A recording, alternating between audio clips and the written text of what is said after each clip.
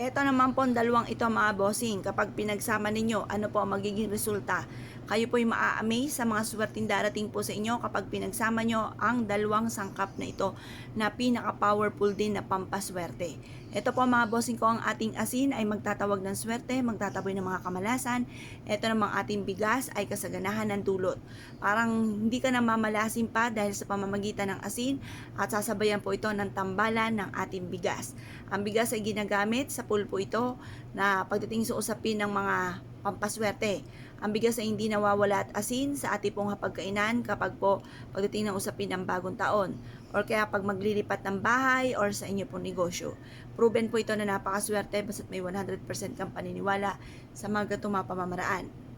Ngayon po mga bossing, pagtambalin nyo itong dalawang ito at halimbawa, isang baso nito, isang basong asin.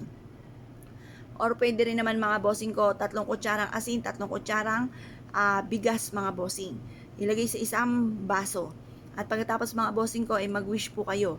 Sa pamamagitan ng pampaswerteng ito, lahat ng mga pangarap ko ay matutupad. Kung naman ang mga pagsubok kong pinagdadaanan ay kaagad ko itong masusolusyonan. Mag-wish na po kayo ng lahat ng gusto po ninyo.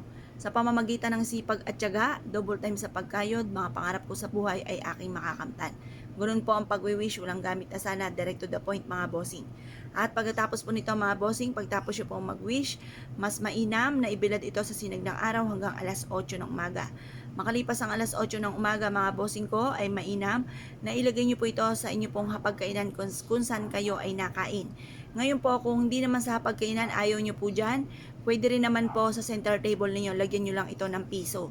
Yung piso, hugasan nyo lang po mabuti para mas maging powerful. Yung 3 sangkap na yan mga bossing. Yan po ay ilagay nyo po sa center table. Pero kung gusto nyo ganito, mas maswerte rin po ito. Ngayon po, pwede rin naman po ito sa inyo pong kwarto, sa ilalim ng inyong higaan or sa may tukador. Pwede rin naman po ito sa inyo pong altar, mga bossing.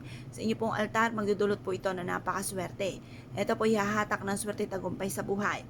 Mas mainam din po mga bossing ko na mag-ingay po kayo kasi pag meron kayong ganito at napakatahimik sa loob ng inyong tahanan, ay hindi rin ganun kagandahan, maaaring maka-attract ka ng negatibo. Mas mainam na mag-ingay kayo ng mga, hindi naman away hindi away na ingay. Yung ba tipo nalilika ito ng masayang tugtugin, or kaya po mga bossing ko yung tugtugin na marirelax po kayo. Yan. Ngayon po mga bossing, mas mainam po na meron tayong ganito tapos sasabayan nyo palalo ng sipag at tiyaga. Pag natunaw yung asin, itapon nyo po itong 2 sangkap na ito kasi 'di ba pinagsama natin natunaw yung asin. Itapon nyo lamang po mga bossing ko sa plastic, lagay nyo sa plastic. Tapos lagyan nyo po ito ng karayom para pinuputol nyo na ang mga kamalasan nyo kasi kaya yan natunaw, marami siyang mga nahigop na negatibo. Tapos yung ating bigas, hayaan nyo lang po kasi na-mix na po yun doon sa bigas at saka yung asin. Proven po ito na maswerte basta't may 100% kang paniniwala sa mga gatong mga pamamaraan. Kung naniniwala po kayo mga bossing at nais po itong gawin, ay siya mga bossing, good luck po sa inyo po lahat.